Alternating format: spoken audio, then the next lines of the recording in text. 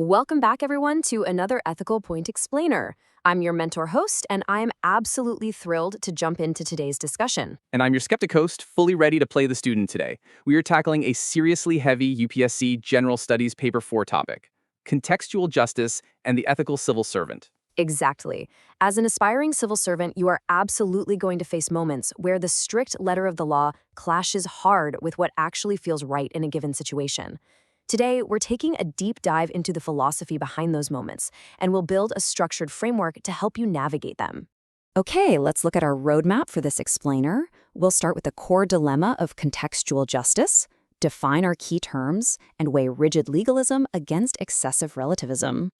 After that, we'll build out the balanced justice framework, test it against a real-world administrative dilemma, and finally, translate all of this theory directly into a high-scoring exam room strategy for your mains answer writing. All right, Section 1, the contextual justice dilemma. You know, right out of the gate, I'm a bit hung up. If justice is completely relative to the context, how do we avoid society just collapsing into total anarchy?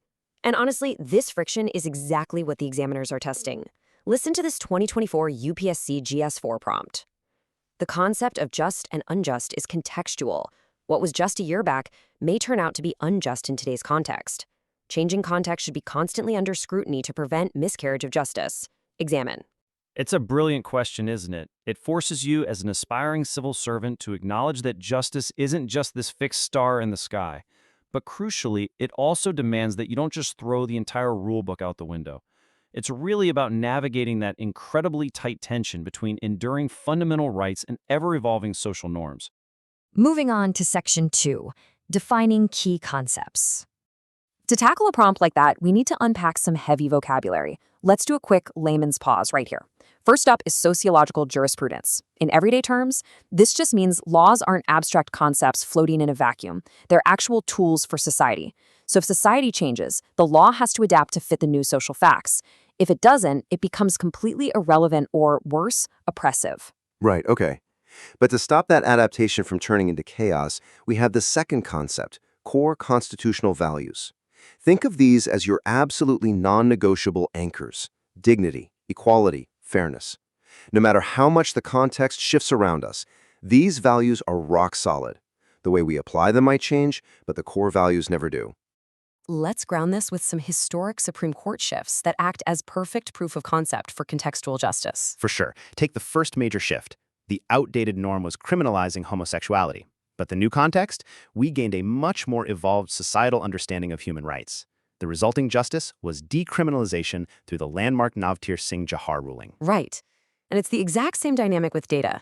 Mass free data collection crashed into digital age surveillance capitalism, and that shifting context gave us the Puttaswamy ruling, firmly establishing the right to privacy. And one more.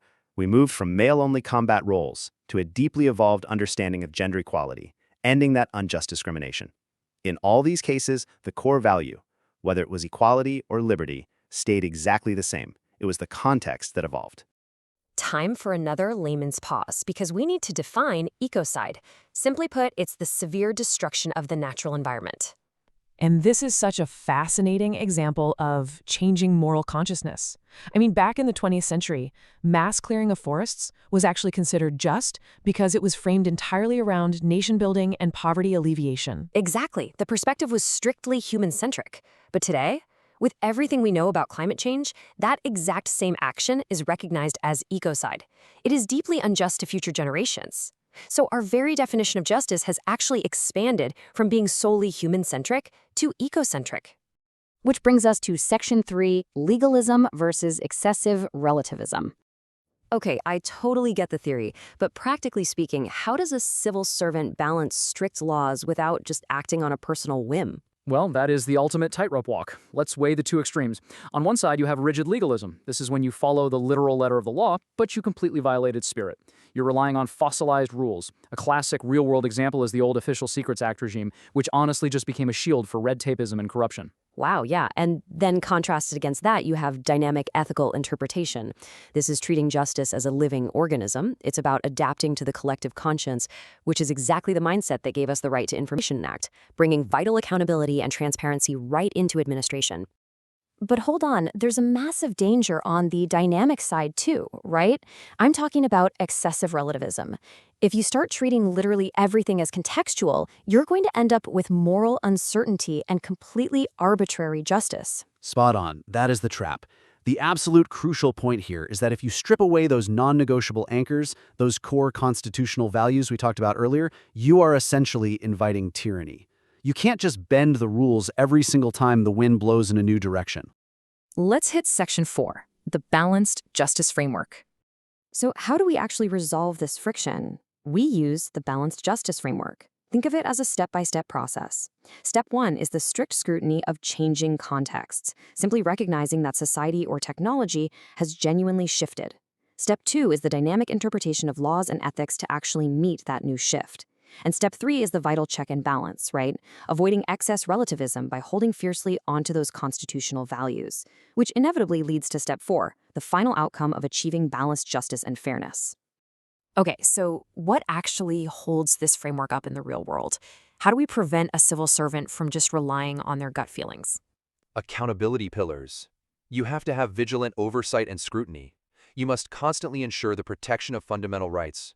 Your decisions have to be grounded in evidence-based policymaking, not just feelings or assumptions. And finally, you need robust public participation and debate to ensure your decisions actually align with the collective conscience. One last layman's pause here. The term is eternal vigilance. In plain English, this is the continuous, active energy required to keep that balanced justice framework standing. It means you literally can never fall asleep at the wheel. You have to actively, constantly protect enduring moral principles. Otherwise, those fundamental rights will simply decay. Let's jump to Section 5, Arbitrary versus Fair Administration. All right, enough high-level theory. Let's actually test this framework on the ground.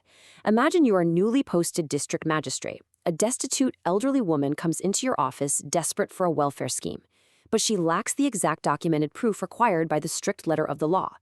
How do you ensure contextual justice, helping her out of basic human compassion, doesn't morph into arbitrary justice based entirely on your personal whims? That is the classic dilemma.